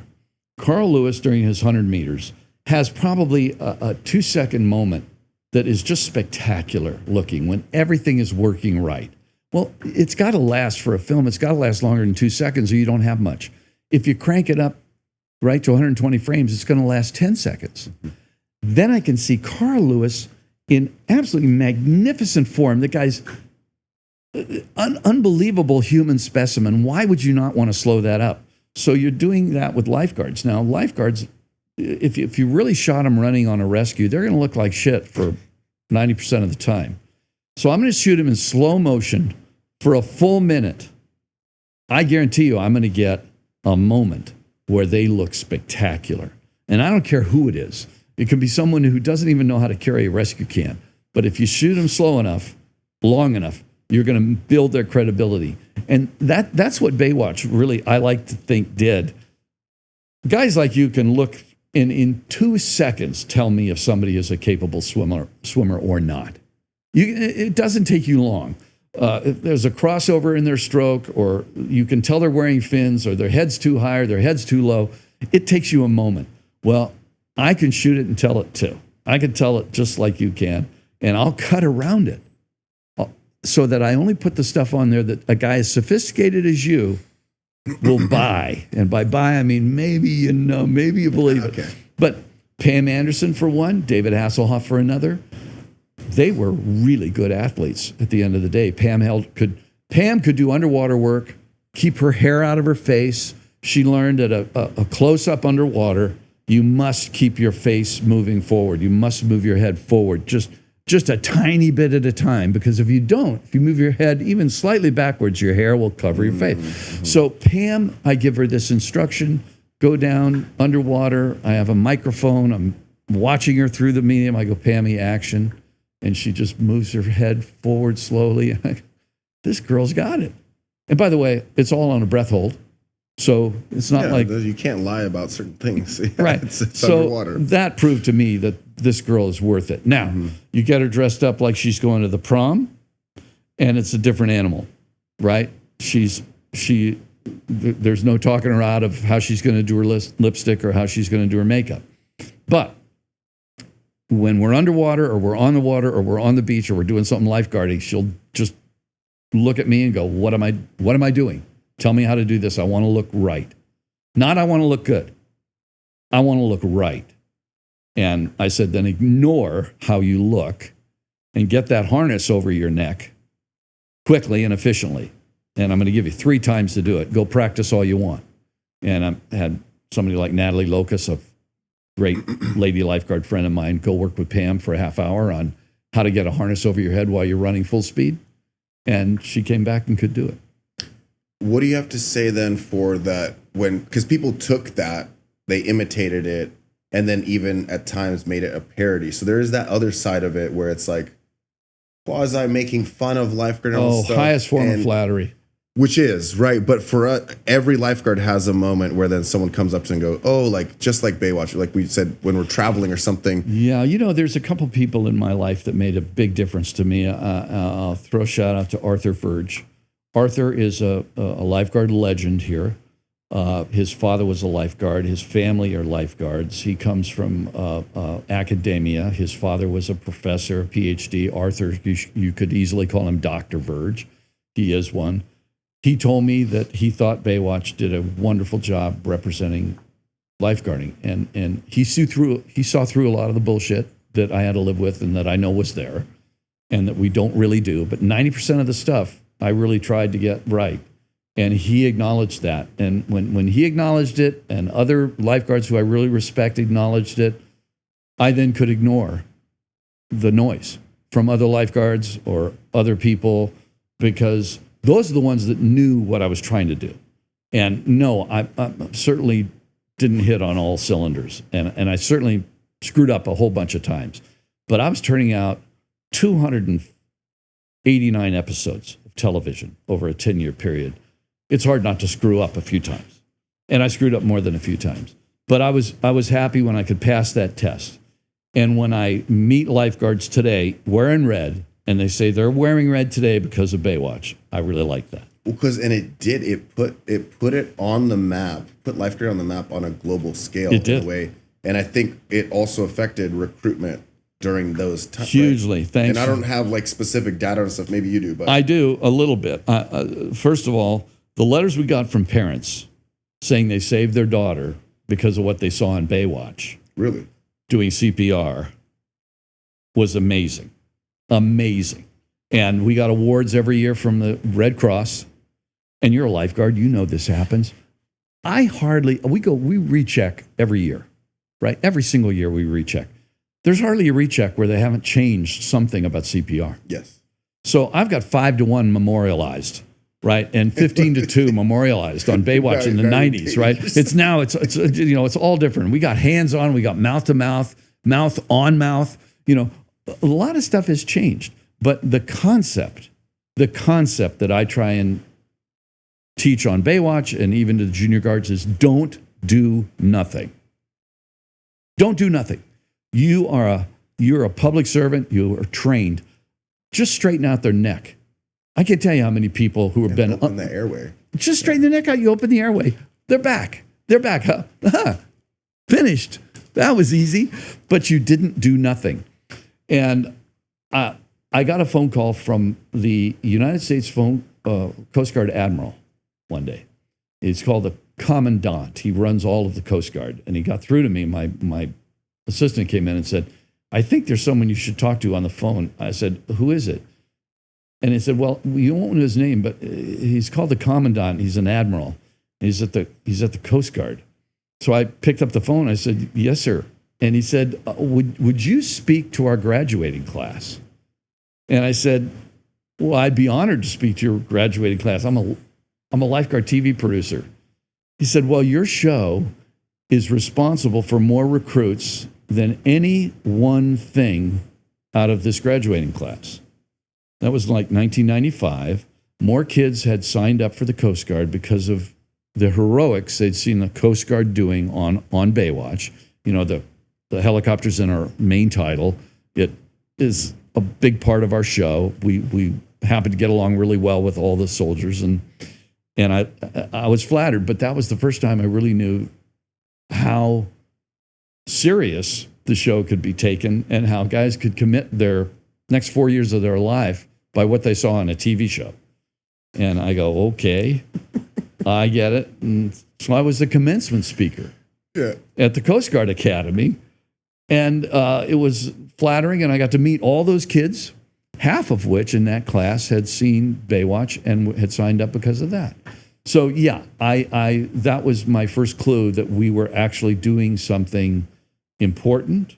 And my goal was always to entertain first. It's got to be the goal. You have to. Yeah. But I come from documentaries and industrial and educational films where subtly you had to be selling something, or your funding wouldn't be there. So I think that documentaries brought that to me, that there would be this perception of, if we're not doing CPR right, and everybody knows the goal on the CPR, if we're not doing it right, and the whole team's not working right, and you're not clearing before you shock, or you're not pressing, you're not doing compressions deep enough, or it looks artificial, I'm sorry, it's just not going to translate. So yes, we try to do everything right. The numbers may change. It might be hands only now, but still the concept of doing it right, everybody knows what you're doing. We're going to lift on 3, we're going to roll on 2, whatever comes across, it comes through. Is there a specific moment or story you can share when you were trying to, when you got pushback from like there's the lifeguard world, and then there's the producer world, which is generally wouldn't understand the lifeguard side of things, where you fought for something that was like, no, we got to keep this credible, versus they're going, well, but we should do it this way. Is there like any, maybe it could be a fun story even, or either way on going, no, we have to do this, and they didn't get it, one or that vice versa? One I think everybody will relate to is that I can't direct every episode. I'd love to direct every episode of Baywatch, but I can't. It's physically impossible. So we have a lot of visiting directors. And one thing that bothers me on the parodies, it bothers me on any shows, it bothers me on the Baywatch movie. A lot of things about the Baywatch movie bothered me, which I had nothing to do with, by the way. I sold the rights. I sold the rights and got screwed. It's the classic Hollywood story, but I never had anything to do with it. I'm not proud of it. That is an example. I didn't know if it was an example of the brand being so strong it outlived it, but it's a whole different story. The fact that we have a series on today, it took so long to sell this show because of the way the Baywatch movie stunk up the room. In terms of box office and acceptance, it was just not realistic, and it hurt the brand. But we had remastered and recreated in the old episodes modern high def, and we put that out in 2000, and it went through the roof. It became the most popular show in the world again, and that's why we're here doing a brand new season. But to answer your question, there's one thing that is really difficult for a lot of people to understand, and that is that we never turn our back on the water. A lifeguard just doesn't do that. I would tell visiting directors this, I tell everybody that would listen, do not turn the lifeguard's back to the water. But if you're a photographer, you want to get the person's face facing you so that the water's in the background. How do you do that? Well, that's the art form. And you can tell Baywatch episodes that weren't directed by me early on, before I made a cheat sheet for the visiting directors, don't ever do this, right? But that's one thing that people had to really understand and embrace. You don't turn your back on the water. As soon as you see a lifeguard with his back to the water, every real lifeguard and every real first responder in the world clicks off the show and says, like they did with Hawaii Rescue High Surf. Yeah. Which, I didn't really watch too many. No one did. It just bled unrealistic, unauthentic from the moment. And it made a lot of fundamental mistakes that I was given many more years to perfect than they were. They had to get it right in 1 year, and they didn't. It's common. They figured it out towards the end, and that would have been good had it been blessed with more time. But what is it from your perspective? Sorry, I'm interrupting, but it brings up a good question, because other people have tried to recreate. We're talking about imitation and kind of things where things gone wrong. Is it that there's a formula on the producer-director side that's been applied to the lifeguard environment? Or is it that the lifeguard environment was taken as a source to then create a new formula for the producers and the directors? You kind of get what I'm saying? I think so. No, there's no formula. Because you need like the love story or the heartbreak or the whatever part of an episode or something. But is it that they took the formula wrong and applied it to Hawaii? Well, in that case, let's speak about that in particular. Yeah. Okay, just to give a specific, because I knew it was wrong. They didn't know it was wrong. Their hero lost someone and in a drowning incident and felt bad about it and it was dark, and he reminded you of it every episode when he goes back to the grave. You don't do that with your hero. You don't assassinate your hero by having him lose someone and then feel horrible about it and feel personally responsible for it. Yes, we lose people, right? But don't make it his fault and don't make him feel guilty. I don't want to tune into that character. I want to watch a hero. I want to see a guy that saves lives, not episode 1 to see him mourning the loss of someone that he should have saved and that he thinks might have been his fault. That is a major problem called character assassination. You don't do that. You can do that later. And we did that with David Hasselhoff in a 3rd or 4th year when he had to make a decision with 2 kids in a rip, and he went for the one that looked worse and he lost the other one. Well, that's a decision we've all had to make, probably. And you can only save one. And that kid, by the way, we let live at the end. We know better than to kill him, right? For the whole episode, he was unconscious and in the hospital and close to death. But you don't kill him. So you have to picture yourself sitting in the living room with your granddaughter, and your granddaughter saying, Dad, is he going to live? And the dad says, of course he's going to live. It's Baywatch. Yes. He'll either say it or he'll know that. Well, let's see, honey. He knows it's Baywatch. He can watch this with his granddaughter. That person's not going to die, right? We killed very few people, and when we did, we were always sorry. So interesting. And yeah, there is a formula. And then tell me, so you create heroes, you give them flaws, and you see them fight through their flaw. Nobody wants perfection, but lifeguards got to be. They are lifeguards. I like to represent in real life.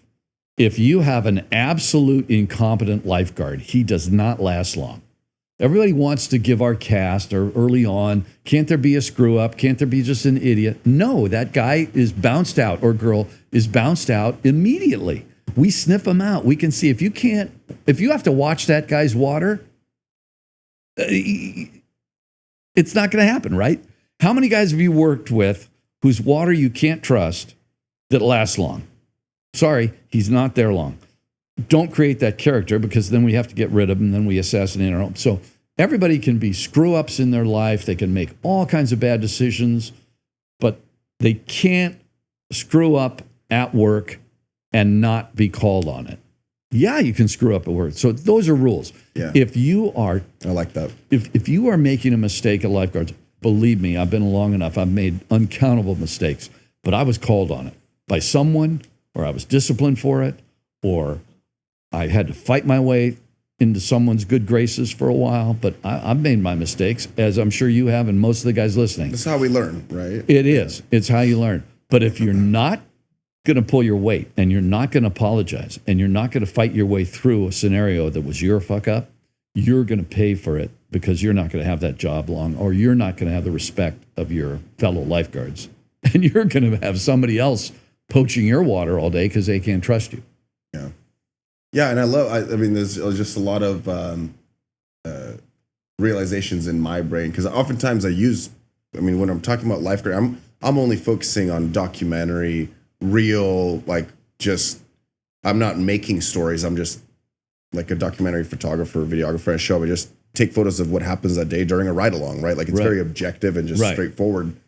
So it's interesting to hear from you, which is just a different form of the medium, retaining some of that lifeguard, like the fundamentals, and keeping that through with the, which is cool. You really now try. when you say it, I can re-see You really it, try hard. And the hardest part of my job in working with the writers, who really do the elbow grease of sitting there staring at a blank screen. I'll come in with a story, or I'll help them with a story that they want to craft. And that's my job, is to enthuse writers with their ideas and help them take their idea and make it lifeguarding. There's hardly a story you can think of that you can't apply to lifeguarding. What I don't like is when I read or hear a writer's pitch, and I could rip the cover page off that script and it could be another show on TV. I don't like those. I like the stories that are uniquely lifeguarding. Then you can just go to work on it, just have a blast. but it's got to be uniquely lifeguarding, like the Catalina. I got an episode in my head we've never done. It's called From Sunset to Sunrise. What goes on the beach between sunset and sunrise? So it starts with a lifeguard walking off the beach, and then there's a drowning after hours, right, at night, and the whole force of lifeguarding comes down on it. Trucks, helicopters, divers, underwater search team, everything happens. And you find the person, you save the person. The sun rises and everything's gone. The sand sifter's gone, the beach is the same. And the lifeguard is now walking back onto duty to his tower. He has no knowledge of what happened from the moment he walked off that beach to the moment, but went through. So I give that to a writer. I go, make a story out of that. I've given him the beginning, the middle, and the end. Now you do the rest. Yeah, I like that. What would you say to the people that think Baywatch is like, oh no, because there's got to be naysayers too, right? From oh, please join the crowd. There are far more naysayers than there are sayers. Yeah, let's face that. What for people that are listening, right? There's gonna be some people that are like, oh, whatever, this or that. What's your take or your experience or your feedback? For that word? I frankly, I love to hear why, because I would like to change that. I would like to fix it. I don't like Baywatch, okay, because, well, all girls aren't that pretty. Sorry, you're not working my job, because I just worked with a couple of gorgeous lifeguards this weekend, all right? They're beautiful. Now, depends on your vision of beauty. To me, in shape, wash and wear, runs like a gazelle, skilled in the water. That to me is a beautiful woman. I don't really need to know much more. Is that? So, okay, they're too pretty. Sorry, find me an actress in Hollywood who's not beautiful. There aren't many. The ones that stick with me are the mothers that say, I'm putting up an image that is unattainable. Interesting. For their daughters. And for that, I get it. I get it. I feel bad, but I don't feel responsible for that. You can blame Hollywood for that. Show me a realistic looking woman. They're extraordinary women or men. They look extraordinary. Now, technically, they can get there now with help. Ozempic and plastic surgery, and it's made us all try. But that's not what we focus on the show. We try and paint people via their character. We try and paint people, and I try and help junior guards learn to fail. I love failure. Failure's just the story of my life is failure. People see the success. Yeah, they meet Greg Bonann. Okay, I've had one great success in my life. You don't want to know the times I've failed. I could paper the walls with failures. Yeah, I've had one good one that makes me a pretty successful failure, but I'm still a failure. I'm still a failure. So live with it. That's successful. And what are you going to do? Try again. You wouldn't believe the times I've heard no in the past 5 years on the recreation of Baywatch. I've heard no. People say no. Don't want to do it. Nope. Wrong time to put it. I went through the whole Me Too thing. Try reestablishing Baywatch in the Me Too generation. No. Timing's not right. Timing's not right. Timing's not right. I'm curious, just from your perspective, any thoughts on that or stories? Well, you didn't see us getting launched 3 years ago. Yeah. No network would buy us 3 years ago. Yeah. And that's been in my ear. And they're saying because of the image. Yeah, because it's too exploitable. It's too exploitatious of women or men. It's too exploitatious. And I stumbled onto this because I created the show from what I knew. I wasn't out there to create the world's #1 show. It's kind of a joke. My dad used to draw it to my attention. I wanted to create entertainment and work in entertainment because I wanted more eyeballs to see my work. I never knew it would be the most eyeballs in the history. My dad was proud of that. He said, son, you did what you wanted to do. You just wanted to have more eyeballs see your work. Well, more eyeballs did. That was fun. But the fact was that I try and, if there's one thing I can teach kids, and it happened this weekend at the lifeguard tryouts when the kids don't succeed and they fall in the second half of the group. Well, what are you going to do? I'm going to try again, right? I'm going to try again. I made it the first time. I now look at that and I go, wow, so did everyone else in my rookie school. So everyone I was with made it their first time. We didn't see the other 300 kids that failed who probably took it again and again and again, and I hope they did. But I was lucky to pass that test my first time. I was lucky. I had everything going against me. I wasn't old enough. I didn't have the right vision. I lied about everything. It wouldn't happen today. I was 17. I lied about my birth date. I got contact lenses to do it. I'm not proud of it, but but you found a way to. I found a way. I wasn't going to hear no. And that, I think, is the same attitude that served me as I went through life, hearing no to my ideas. Yeah. So just wrapping up, because I know we're getting close on time, and we could do a 10-hour episode about this probably, but Baywatch is coming back. That's not a secret, right? Correct. Baywatch is coming back. Green light. Just got the green light from Fox. What do you want to say about, and even just the stuff we've kind of been talking about here with you've heard no's, there's been this, there's been that. Going forward, and I know you can't obviously give us details or whatever, but what's your approach now with this new way? Or is there any teasers or ideas or things, or now, in, like you said, hey, 30 years later, I'm doing this with a new lens. What can you say about where you're at with your life right now? What kind of, let's say, whether it's Baywatch before and the legacy or the things you want to leave behind, or how you want people to remember that, or what you're hoping to make it now it's coming back in. There's like another. How old are you now? I'm 32. Okay, I was 39 when Baywatch first happened. Mm-hmm. So I was kind of like a fire-breathing young lifeguard in the tower, waiting to make those rescues. Yeah. I'm no longer a fire-breathing lifeguard in the tower. I'm an instructor on the beach trying to help other kids become fire-breathing lifeguards in the tower. Mm-hmm. I know I'm not what I was then. And I'm the same way now storytelling. I want to tell stories that are more meaningful, they're deeper. Our audience is ready for those stories. The audience has changed from the 90s to where they are today.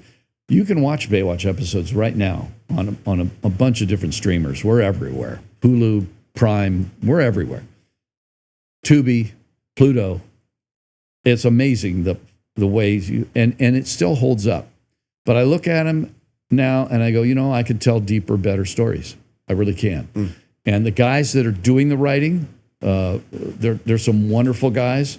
Matt Nix is the lead head showrunner, is a really quality storyteller. I can't wait to see what he's going to do. His staff, he's just hired his staff, and it's full of really great people, some of which I know, some of which I don't. I remember when I was making my Medal of Valor rescue, I was with 8 writers, few of which I knew. So it's going to be an exciting time for me. I come from a different point of view now. I've seen the power of the show. I know the power. I like to serve. I'm really eager to see what we can do now. The audience is fragmented. It's a different audience. Times have changed, so I'm nervous. I don't take it for granted. I don't take it at all for granted that we're going to be a hit. I'm really concerned with putting the best show out there that we can. I've got 1,000 times more friends now that are going to be calling me and texting me and letting me know what they think about the show. I want them to be proud of it. Yeah. I want it to be authentic. I want it to resonate.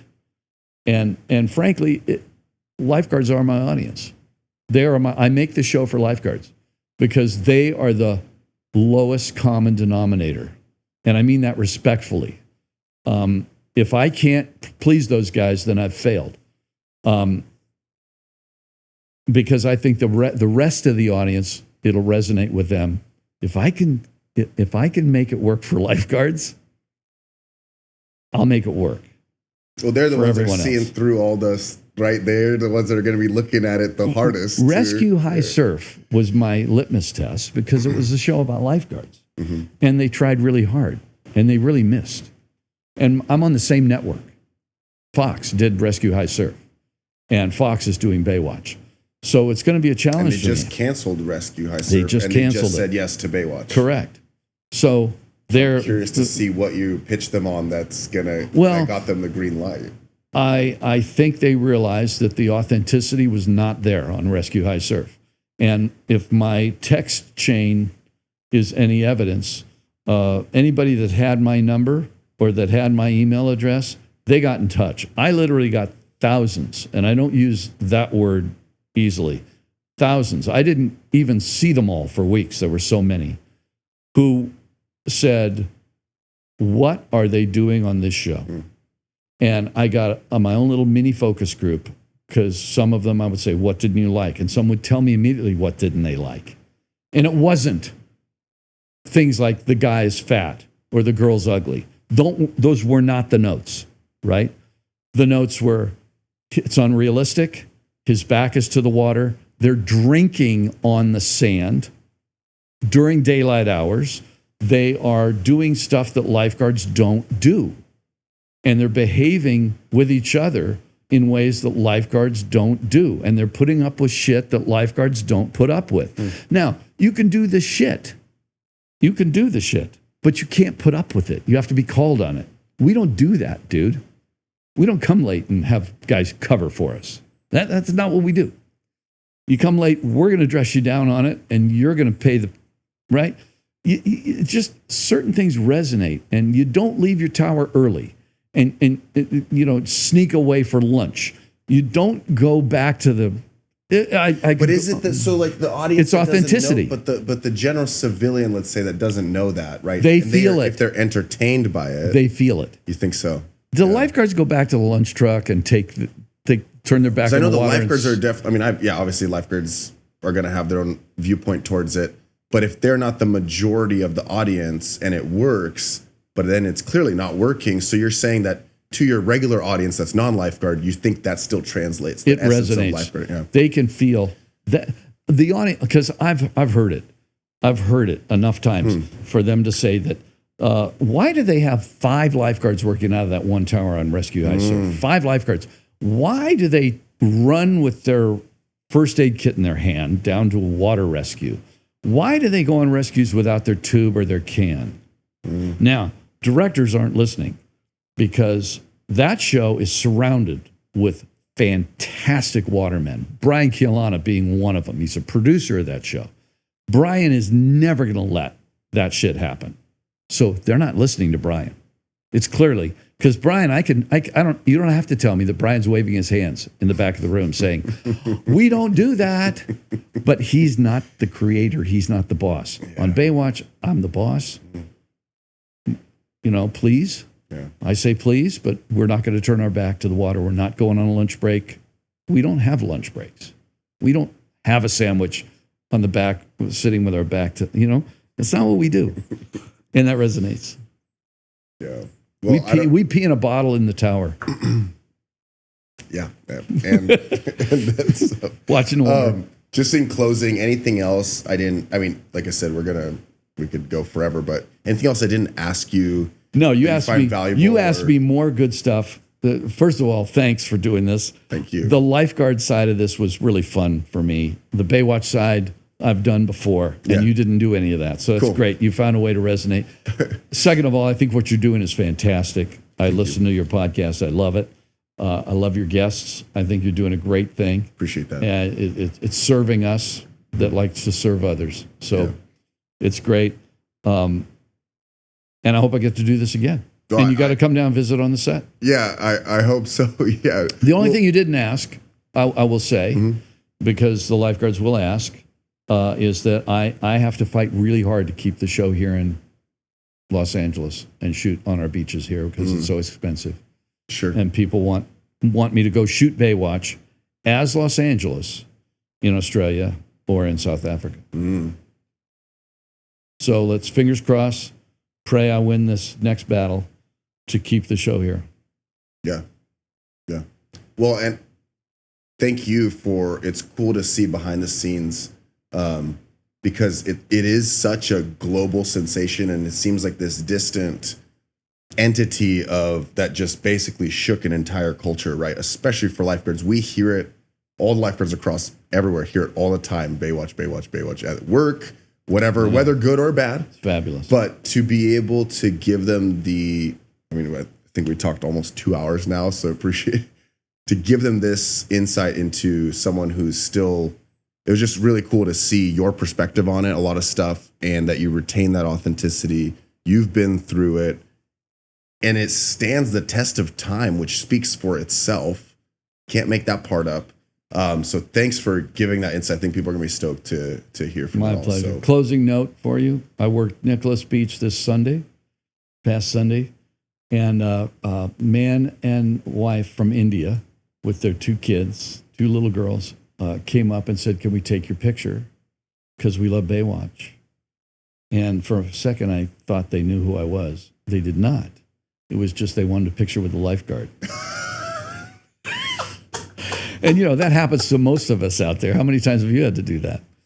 I love that. And here they are. They don't know they're taking a picture. They had no idea. They just wanted a picture thought, with it's a guy with Greg red Bonann. trunks. And, I was wondering, how did they know me? And I said, "Oh, thank you. This is a really popular show." It was Sunday. It's a really popular show in India, and my friends would love to see the rescue can. Can the rescue can be in? That was. I am so grateful. It was just wonderful. I'm so grateful that we're ending the episode like this. That is so perfect. I love that Pretty so fun. much. So well, thanks. Greg, thank you so much. Appreciate Pleasure. it. Yeah. Really loved it. That is hilarious. Really happy.